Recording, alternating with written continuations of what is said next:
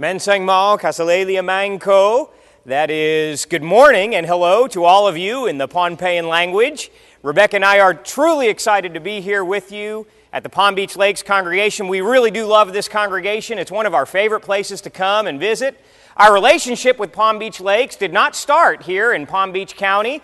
Actually, it did start in the island of Fiji way back in 2002 when I went on a mission trip, my second mission trip to Fiji, and there I met Joe and Marion Holland. I got there before they did, and Robert Martin, whom you all know, he's a little quieter than I am, and you all know Robert Martin. He had told me that there's going to be a couple from Florida there that's going to be on this mission trip with you, and you need to look for them in the hotel. They'd never been to Fiji, and I had been once before. I got there, I think, the day before them, or maybe 2 days before them, and I was waiting for them, and then all of a sudden I saw this couple walking around the hotel say, "Marion, well, I think we can get a cold drink over there." I said, "Oh, that's got to be the couple that I'm here with." And we met right then and just have been close friends ever since. A great thing to be in the Lord's church. As soon as you meet somebody, you're family. And that's the way it's been with Joe and Marion since I met them in 2002, and delighted to see them. Hopefully I'll get to see Trudy here after a little while. Rebecca and I love her so much. Here this morning to talk to you about your work in Micronesia. You can see the map up there, and you can't tell where in the world this is. It's about 500 miles north of the equator. We have the island of Pohnpei. It is smack dab in the middle between Honolulu and Manila in the Philippines. We're west of the international date line, north of the equator. We have Pohnpei here. The island of Chuuk here, our good friend Joey Treat goes there on occasion from the island of Palau. And the island of Kosrae is right about there.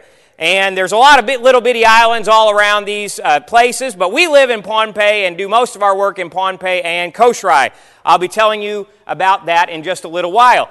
We have not been here in 2 years, and in these 2 years we have had a time of firsts. This is the most exciting. This is the very first picture of our daughter. It was taken when she was just 6 weeks old, not in Pohnpei. We don't have this kind of technology in Pohnpei. We were in Guam, and we made an appointment with a doctor, and he said, we live in Pohnpei. There's not good medical care there. We just want to make sure everything is all right, and everything was just fine. And 6 weeks from conception, and we could hear her heartbeat just as strong. And brethren, with all the technology that we have today, I'm not here to preach about abortion, but I just cannot believe that in our country people say you can stop that heartbeat. It's just a shame. This is my daughter. It's not a clump of cells. It's not something that you can just get rid of. No, that's my little girl. Here's a more recent picture of her, and just look at that. I mean, that technology. We might need to dim these lights, by the way. I'm not sure. You can make up your mind. But that was just taken last week. I mean, it's just like she was in the room with us, and we just can't wait. And we ask you to please pray for Rebecca and our daughter. We've got a lot of traveling to do between now and July 9th when she's due, and we ask you to please keep both of them in your prayers. There's a lot of firsts in the work that you've been involved in. But even though we have a lot of firsts to tell you about, mission work is still the same. We've got the 3 E's of evangelism, edification, and equipping. And I'm going to tell you about these 3 E's and the way you've been doing them for the last 2 years. This time we're going to tell you about the World Bible Institute. The World Bible Institute started as the McDonough Bible College in McDonough, Georgia, by the elders of the McDonough Church of Christ that are our overseeing congregation, our sponsoring congregation. Our last reporting trip, we were here about 2 years ago. We went back home to Pohnpei, and we started the World Bible Institute in Pohnpei and Kosrae. The Bible tells us in 2 Timothy chapter 2 and verse 2, Paul tells Timothy, "The things you've heard from me among many witnesses, commit these to faithful men who can teach others also."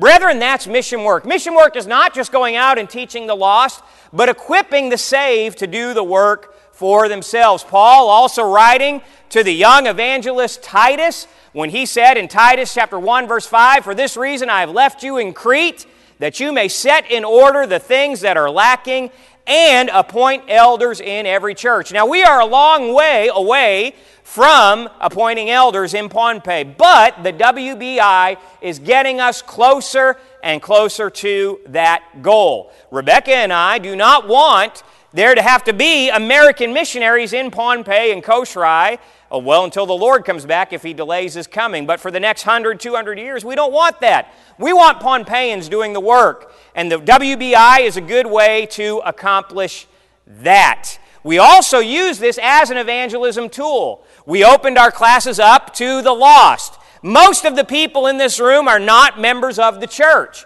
They came for our Bible college classes. They want to know the truth. These are all people in denominations. That's our southern campus in the village of Madeleine, which I'll show you later. This is the campus on the north side of the island in Colonia. Now, most of these are members of the church being trained, but we're using this not just for equipping, but also for evangelism and edification, and it has been going very well.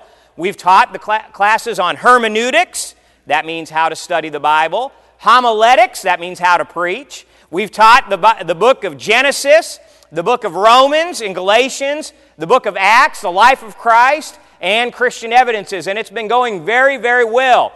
Now, as I said, we are using this as an evangelism tool, and we do have a lot of non-Christians in our class.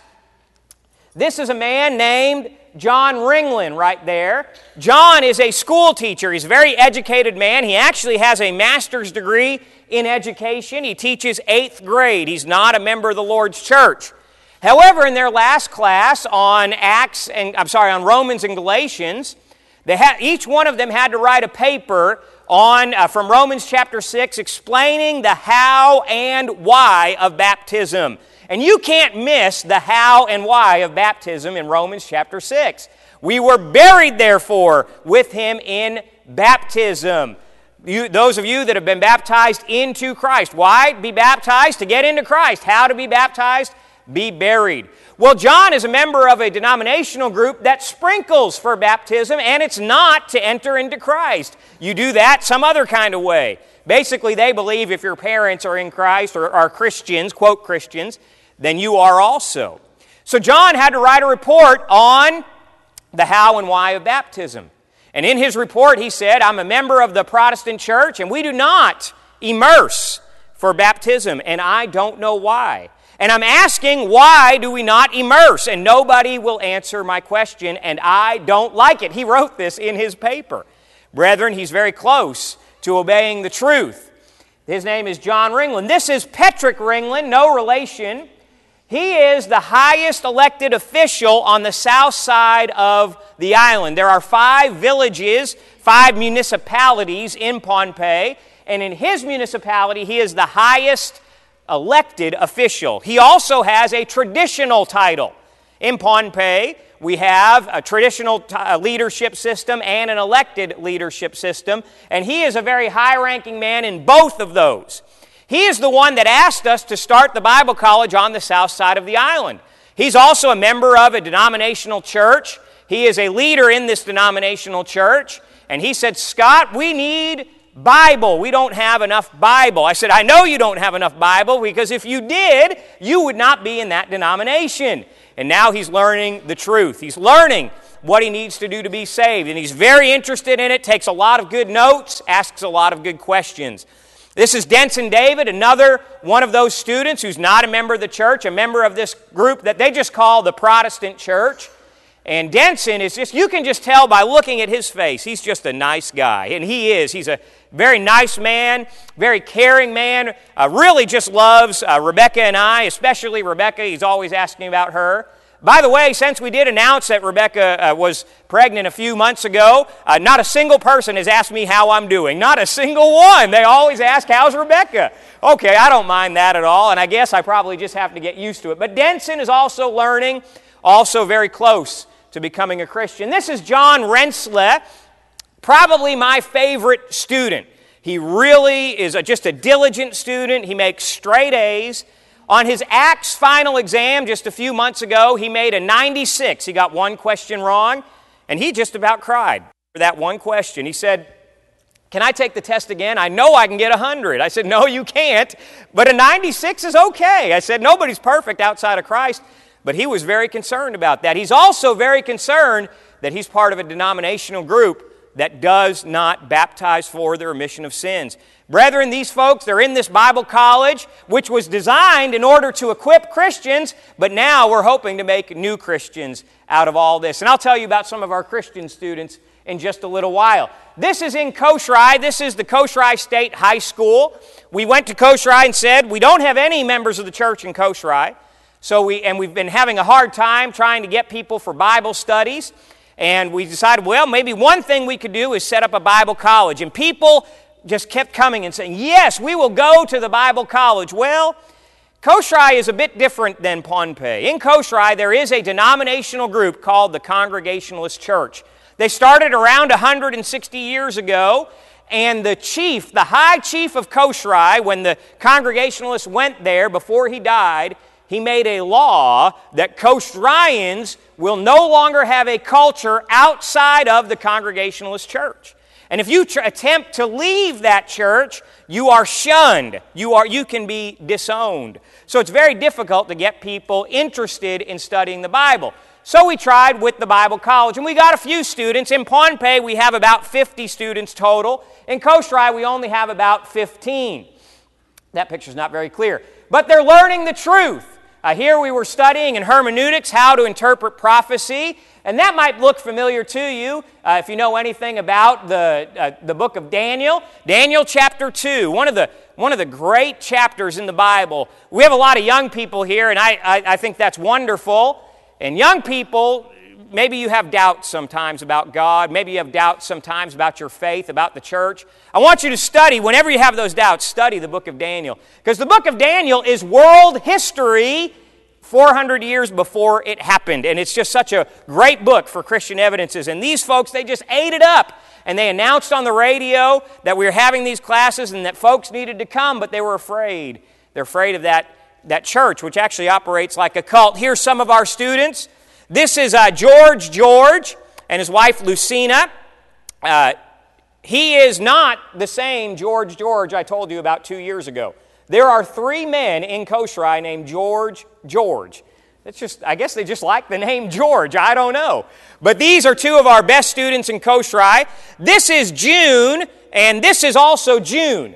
Now, we don't think of men being named June or boys being named June. Well, June in the island stands for junior, okay? They don't call them junior, they just call them June. Well, this June, whose name is Lindley, I think that's his real name, he is on Facebook. He only gets to get on about once every quarter, but every time he gets on, he says, Scott, when are you coming back to Kosrae? We need your teaching. He says, we don't get this kind of teaching in Kosrae. We need you to come. Sadly, brethren, I've had to tell him the last few times that we're not coming for a little while. We've got a while. We won't be there at least until the end of this year. It'll be almost a year between our trips. And I'll tell you more about why that is in just a little while. But they're desperate to hear these lessons. This is Clyde and David. David Hamrick is the president of WBI. He came over and taught some courses. We were not able to get into our normal classroom, so we all crammed in to one little office. We had about 25 students in this little room. There was no air conditioning, and we live 500 miles north of the equator, and they did not want us to leave that night. They had question after question after question. They want to hear the Bible. Here's David again teaching. One of our best students comes to just about every class. That's Dula the dog, okay? But David there teaching Christian evidences. David is the president of WBI. He'll come out about once a year or every other year to teach classes. And this guy is sound in the faith. We just really love him. We only met him last year. And this man, he preaches the truth. And if you ever get a chance to have him, his name is David Hamrick. He would be great for a gospel meeting or on your lectureship. Just a really good man. This year we also had our first intern. You might remember in Acts chapter 16 and verse 1, it says that Paul, he went to Derbe and Lystra, and there he met a young disciple named Timothy. He was the son of a certain Jewish woman, but his father was Greek, and he was well spoken of by the brethren in Lystra and Iconium, and Paul wanted him to come with him. Timothy was the first intern in the Church of Christ. Well, this year, we've had our first intern to come to Pohnpei. This is Luke Quinn from the Fayetteville congregation in Georgia. Now he's a student at the Memphis School of Preaching, a very good young man. And we were really excited about him coming, and we are still excited about this. We have a lot of young people at Palm Beach Lakes, and you send a lot of your young people to Freed Hardeman, and you've got a lot of young people that become preachers. Young folks or older folks, if you would like to come and work as an intern, we would love to have you. Luke came for about a month. We would have liked to have him longer, but he had to get back to school, to Memphis. He did just a great job, just a fantastic job, going on personal Bible studies with us. He had to let somebody borrow his Bible. That's why he doesn't have it in that picture. But just Bible studies right there, out in the jungle. It's just such a wonderful experience, and you young people need to come, and some of you older folks want to come and experience that too. Here, having a Bible study by lantern light. Just a great experience, and we really loved having Luke with us. The only problem is he's a 17-year-old teenage young man, and you may not be aware of this, but 17-year-old boys eat a lot, okay? When we heard that we were having a girl, I didn't care either way. I still wouldn't have cared. What boy, girl, doesn't matter to me as long as the baby's healthy. But when I heard we're having a little girl, I said, okay, good. Because this kid, he just ate, and he can't weigh more than 150 pounds. But boy, could he eat. And hopefully with a little girl, we won't have that problem. I don't know, maybe we will. But having Bible studies with some of the younger folks, and he just did such a good job, and he learned how to husk coconuts. He had never seen a coconut before, but we taught him how to husk coconuts, how to open them. Here in South Florida, maybe you know how to do that, but if you come to Pohnpei, I'll teach you how to husk a coconut. Part of that, remember we said, evangelism, edifying and equipping. Edifying, spending time with brethren, eating their foods, being in their home. And he didn't miss a beat. He ate the food just like Rebecca and I do. I told him, Luke, everything's perfectly fine. You don't have to worry about any of this food. You can eat it all. It won't make you sick. And then when we got in the car, I said, hey, Luke, did you eat the chicken? He said, yeah, I ate the chicken. Oh, you shouldn't have done that. But it was really just fine, but I like to play with him. And he was nervous for a while after that. But we had just a great time. And some of you young people, if you're interested in coming over and working as an intern, maybe you're going to go to Freed or one of the preaching schools or maybe even a state school, but you just want to see what mission work's like, come on over. We'll show you what it's like, and you'll have a good time. We also had our first Christian camp. You might remember in Titus chapter 2, Paul tells Titus some lessons that people need to learn. The older men, the older women, the younger women. And he tells Titus in Titus chapter 2:6, teach the younger men to be sober-minded. We have a real problem in Micronesia with a lack of sober-mindedness, a lack of self-control, a lot of drunkenness, a lot of theft, a lot of fighting between themselves. It's very safe for Rebecca and I there. We've never had a problem, basically. But they do have a lot of social problems there, a lot of suicide. And we've got a lot of young men in the church, and we want them to get away from these things. So we had this guy. His name is Rick Slagle.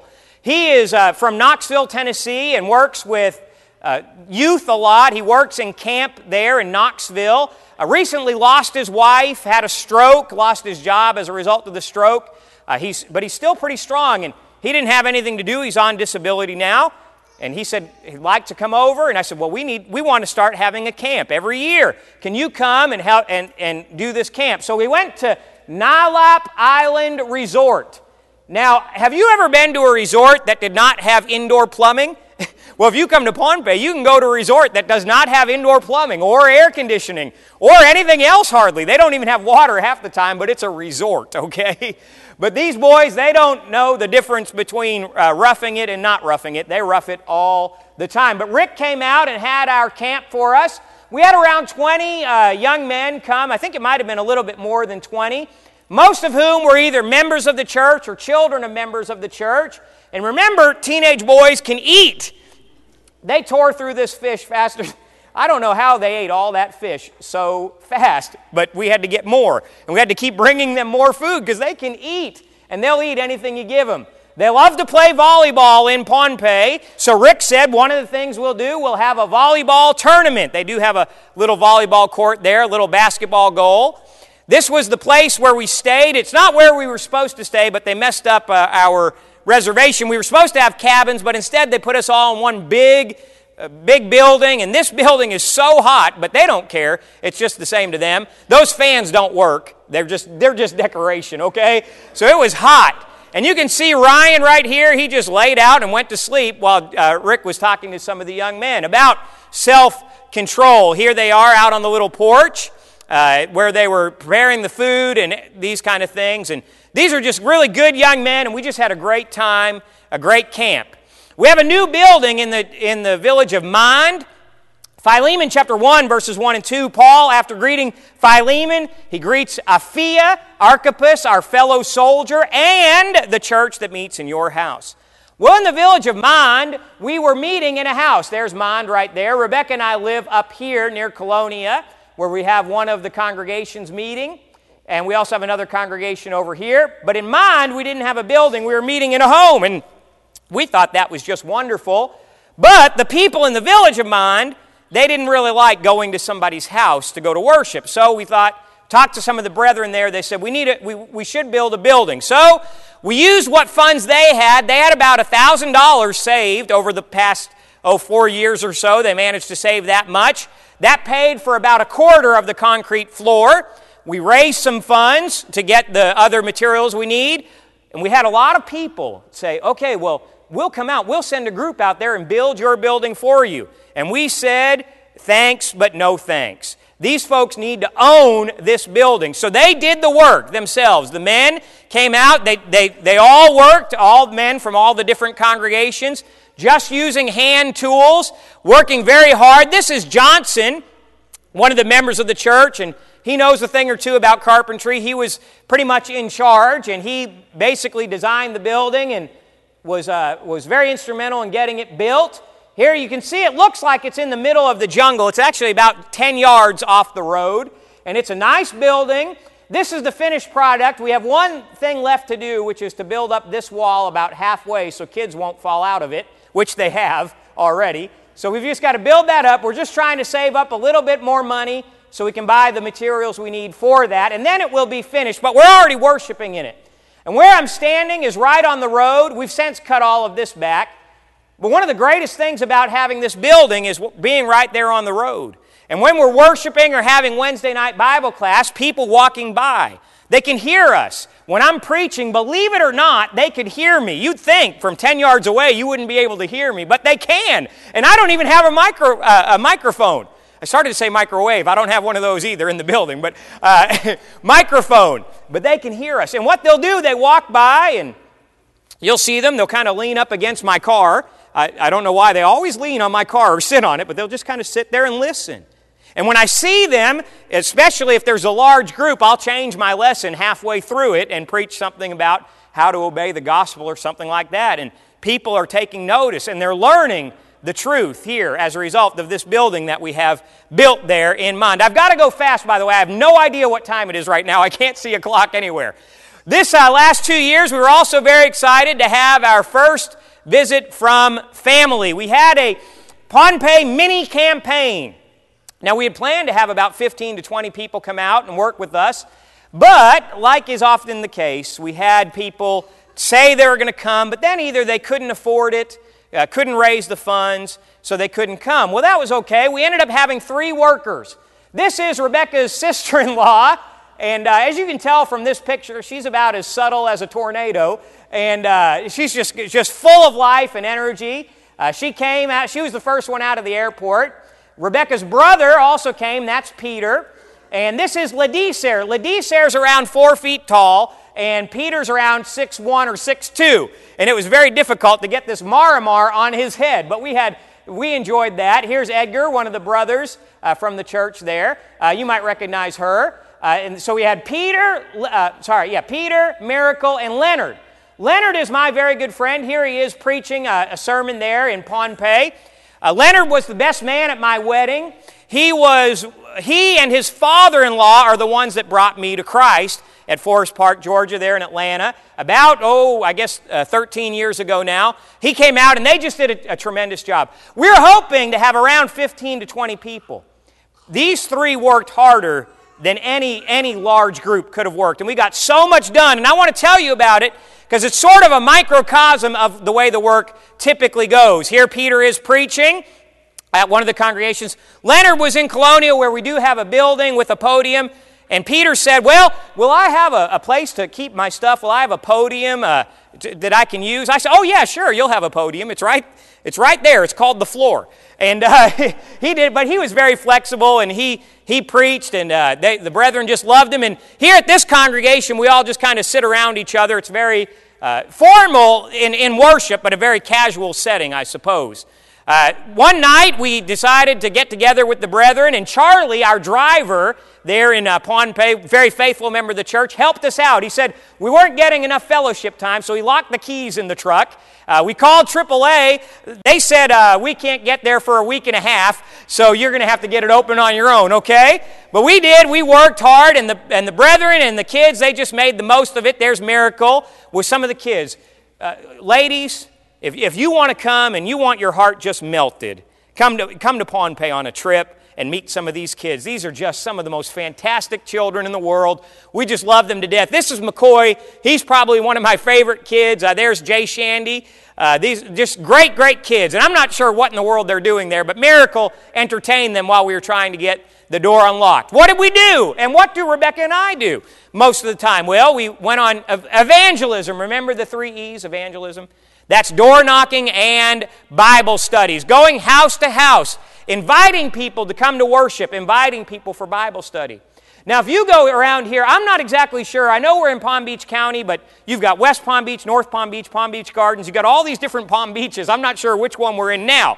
But here in this area on Leo Lane and over there Military Trail, if you were to go door knocking, what percentage of people do you think would invite you into their house to study? Maybe 10% on a good day. In Pohnpei, probably around 90%. I would guarantee if you went to 10 houses, at least 7 would agree to have a Bible study, okay? But probably closer to 90. And they invite us in. And here's my good friend Leonard again on a study. Jim is a member of the church. We do not go door knocking without the brethren. No. We do not go on personal Bible studies without the brethren. No, no, no. They need to come and they need to do this work on their own. Here's Peter. The very first house, he knocked on the door, said, would you like a Bible study? And then he disappeared. He got a Bible study, the very first house, and he handled that study just fine. Here's Rebecca with a group of young girls. Their ages, I think, like 12 to 18.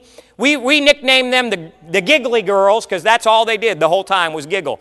They heard my name was Scott, and they had just seen the movie X-Men, and one of these little girls really is in love with Scott Summers from X-Men, and so I said, my name's Scott, and they all just giggled, and that's when we named them the Giggly Girls. But there's Rebecca. That's Rebecca right there. You might not be able to pick her out of this crowd, but that's her. Okay? Here we are, Rebecca and Miracle. That's her sister-in-law's name, by the way, Miracle. Miracle led this study. Rebecca translated it into Pohnpeian. Afin translated it into Chukese so that Balar could understand it, okay? So we went from English, Pohnpeian, Chukese to Balar. Balar's 80 years old, and she wanted to hear the gospel, and she did. Bible studies, evangelism, equipping. We had a leadership workshop. Leonard and I, each night, we taught lessons on how to lead in worship. And then Peter did a song leader workshop. Peter is an excellent song leader, the best I've ever heard. And the brethren just loved it. This is Jim, again, practicing, leading, singing. And I was the song leader that taught them before. And then they heard Peter and said, you're fired, Scott. Because he's really, really good and I'm not great. But they just ate it up and they just loved it. While we're having the leadership workshop, the ladies, they just went out and met on the side of a hill having Bible studies. I've got to go quick. We had a youth devotional. This is how you get around in Pohnpei. You pile everybody in the back of a truck. We have had up to 28 people in our truck driving around that island. A 5-passenger vehicle in Pohnpei is at least a 12-passenger vehicle, okay? And that's on a bad day. A good day, you can get 15.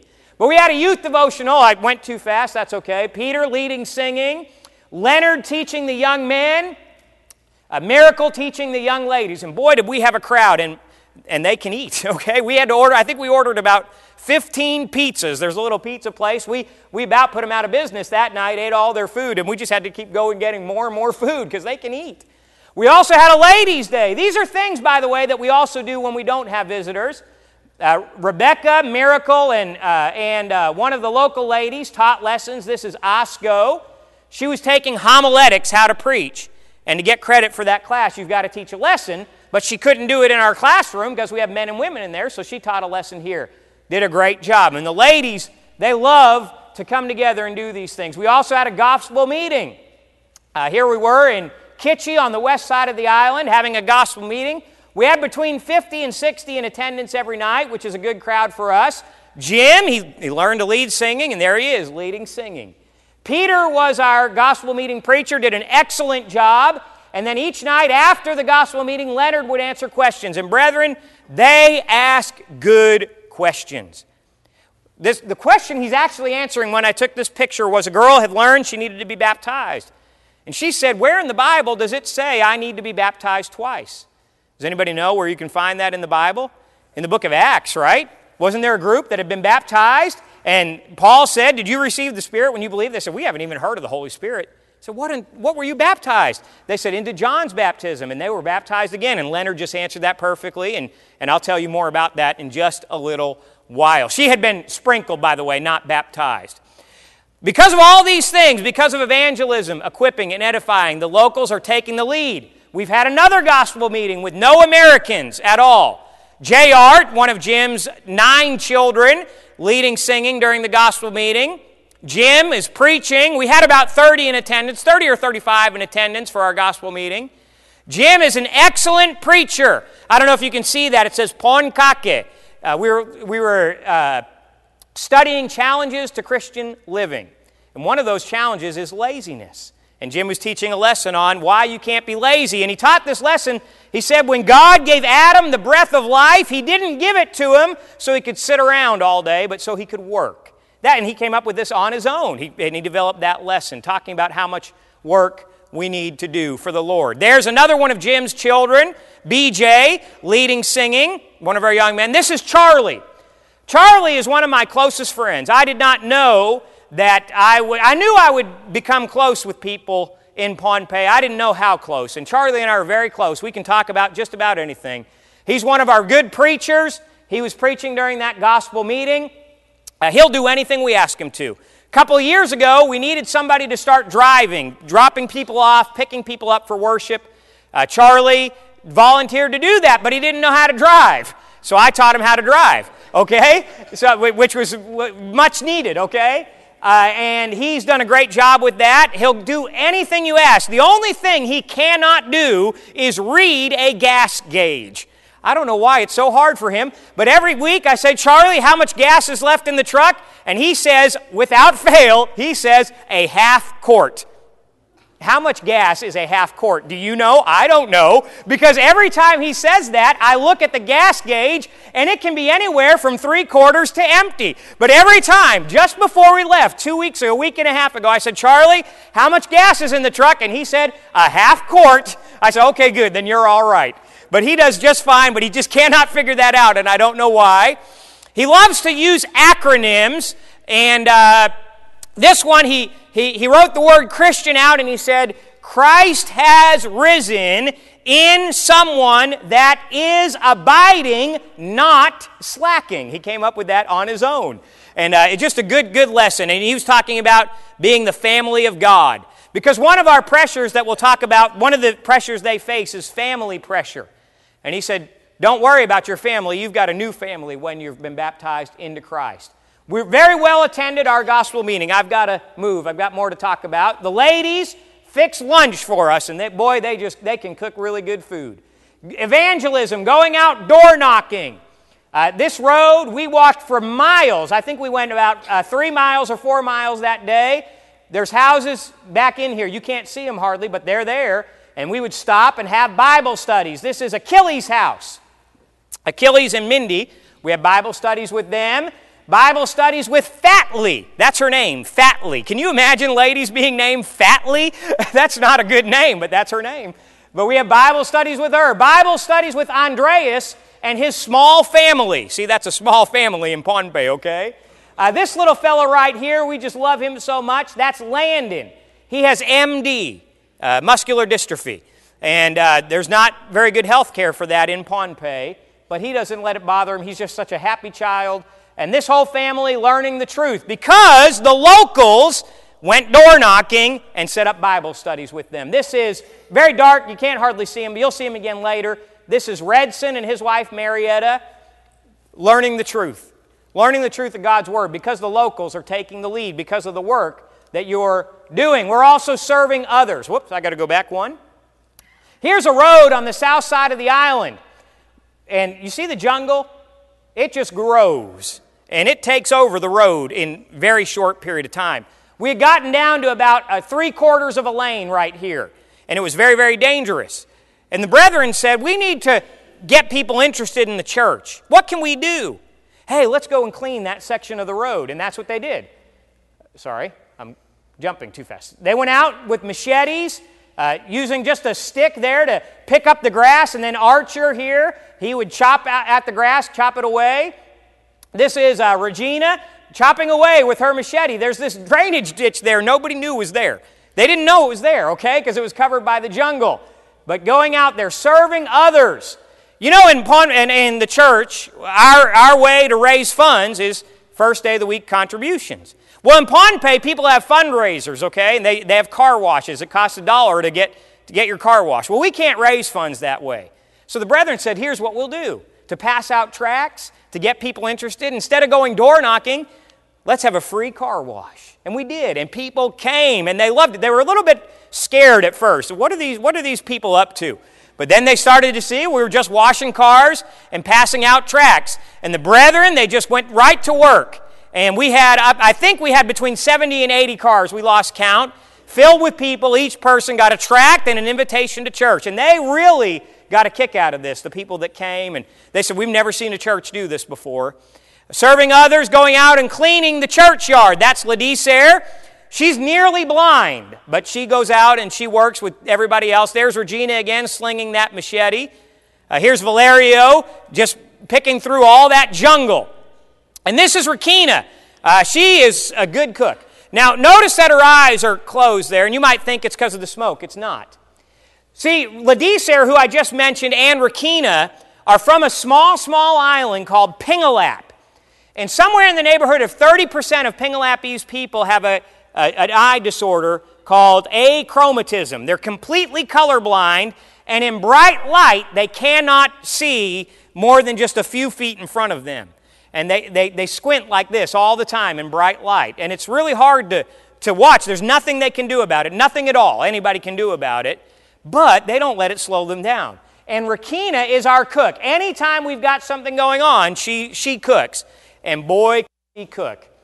Well, what is the results of all this? Well, brethren, there's fruit being added to your account. I have no idea how much time I have left. Anybody know what time it is?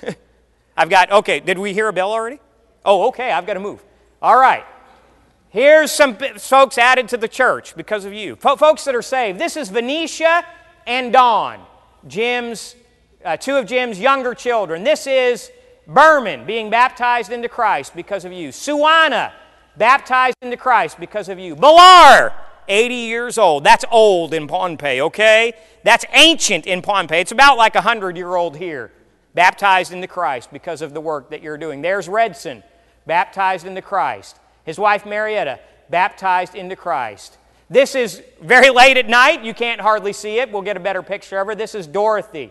She's the one that asked the question, where does the Bible say I have to be baptized twice? Well, it doesn't say you have to be unless you did it wrong the first time. And she realized that, and she got it done right. She's a member of the Lord's church. Here she is with her two daughters, Fancy and Darla Faye. This is That is Quinson, baptized into Christ because of you. Archer, second-generation Christian. His dad is Charlie. He was baptized into Christ because of the work that you're doing. There's Justice. He's John Ringland. Remember way back, John Ringland, the school teacher? That's his son. John's not been baptized. His son was. Now this is Jones. His name is Jones Raymond. I know that sounds backwards, but it's not. We started studying with Jones, and he just did not want it. He wants to be baptized, but he won't do it. So why am I showing you his picture? Well, because while we were studying with him, Edgar came in and said, hey, why don't you come over to my house and have studies? I'll study with you. So we said, okay. Studied with Edgar. Edgar was baptized into Christ in, I believe it was in May of last year, and he died in February of this year. He just right at the last minute, brethren. He's in heaven today because of the work that you're doing. Brethren, we're telling you about the work. Now we need to tell you about our needs, okay? We need your prayers. We have a huge challenge in Pohnpei, which is family pressure. That's Bailina. She is, I just heard the beep. Okay, she's a member of the church. Her husband forbids her from coming to church with us now. She doesn't come anymore. This is San Iser. Her family told her, you can't go to that church anymore. She doesn't come anymore. That's Redson. Baptized this year, forbidden to come to church. And he doesn't come anymore because the family is so strong there. You'll get disowned and you'll have nothing. We need co-workers. Come out on a campaign for us, okay? And we need investors. Monthly and one time. We've got some desperate needs. We need a new bus for Pohnpei to carry all these people. We've got too many people to fit in our car. We need around $8,000 for a bus. We need a new building in Colonia, our old building where the lease is up, and we can't sign a new lease because there's too many people and they want too much money. The family has grown. They want too much money. We found a place that's going to be $400 a month, but that's $400 a month we don't have. And we're not going to Kosrae right now because we don't have the money for it. It costs us around $2,000 per trip 4 times a year, and we can't go because we don't have that money.